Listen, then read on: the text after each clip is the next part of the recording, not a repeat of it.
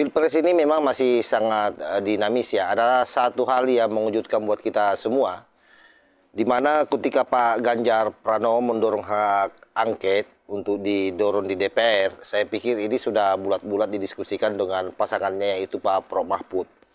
Ternyata ada hal yang mengejutkan ketika Pak Mahfud diwawancarai oleh wartawan terkait soal hak angket yang didorong oleh Pak Ganjar.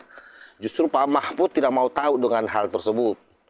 Nah, tentu bagi kita ini sudah kelihatan betapa tim paslon nomor 3 ini tidak kompak sebenarnya dalam rangka menghadapi Pilpres ini, terutama pasca perhitungan setelah mereka dinyatakan kalah berdasarkan quick count yang ada. Nah, bagaimana pernyataan Pak Mahfud? Coba kita simak dulu secara bersama-sama, lalu kita mau reaksi secara bersama-sama pula. Saya tidak tahu karena hak angket itu bukan urusan paslon ya, itu urusan partai. Apakah partai itu mendesak apa enggak, saya tidak tahu dan tidak ingin tahu juga. Maka saya tidak ikut-ikut bicara tentang partai. Berarti tidak berkoordinasi dengan paslon ya Pak? Enggak ada keharusan. Paslon itu kan di luar partai. Ya, urusannya paslon itu pilpresnya. Kalau politiknya itu kan partai. Partai itu ya DPR. DPR itu nanti kan partai-partai yang ada. Saya tidak akan berkomentar lah soal hak angket, hak interpelasi itu urusan partai-partai mau apa enggak. Kalau enggak mau juga saya tidak punya kepentingan.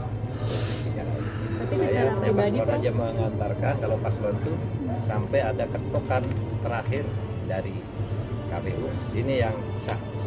Enggak. Tapi secara pribadi, tanggapan secara pribadi seperti apa? Mas Ganjar juga pengennya Enggak perlu dukungan saya.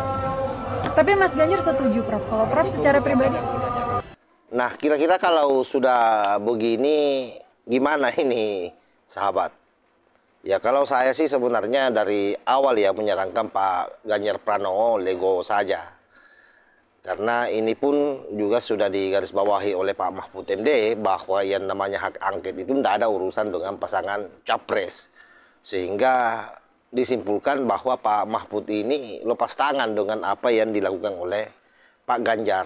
Ya memang bahwa proses pasca Pilpres ketika terjadi kekurangan itu, ketika terjadi kecurangan ya sesungguhnya memang ranahnya hanya ada dua tempat, yaitu di Bawaslu RI dan adanya di MK untuk keputusan akhir daripada sebuah proses kecurangan pilkada atau pemilu. Nah, sementara apa yang dilakukan oleh Pak Ganjar ini saya kira di luar daripada konteks itu, mencoba mengotak-ngatik pemerintah yang ada melalui hak angket, seolah-olah bahwa ada tuduhan yang sangat mendasar bahwa pemerintah ikut bermain di dalam proses kali ini atau pemilu kali ini sehingga mengakibatkan kekalahannya. Padahal kalau kita pikir kekalahannya pun juga ini memang sangat jauh sekali ya. Dalam artian bahwa apapun agenda yang dilakukan oleh Pak Ganjar untuk mengejar ketertinggalannya saya kira sangat tidak masuk akal. Dibawa ke MK pun juga saya kira sangat terjal. Kenapa? Karena angkanya sangat signifikan. Dia hanya ada di angka 17%. Sehingga memang bagi kita semua ini berharap para politisi senior yang masih waras untuk tidak ikut ngompor-ngompori dengan adanya isu hak angket ini. Karena ini pasti muaranya sangat politik. Dan apapun yang dihasilkan oleh hak angket itu hanya sifatnya rekomendasi, tidak bisa menggugurkan calon presiden yang terpilih sebagaimana apa yang disampaikan juga oleh Pak Yusril Iza Mahendra. Oleh karena itu Pak Yusril sangat tegas menantang siapapun dari paslon nomor 3 atau paslon nomor 1 untuk ketemu di MK memperkarakan ini kalau memang ada kecurangan, dan di sanalah akan dipinalisasi sesungguhnya apakah benar kecurangan yang dituduhkan atau itu hanya alibi sebenarnya hanya karena tidak mau menerima kemenangan daripada pasangan calon Pak Prabowo Subianto dengan Gibran Raka Buming Raka. Saya kira demikian sahabat. Wallahul muwaffiq ila aqwamit thoriq. Wassalamualaikum warahmatullahi wabarakatuh.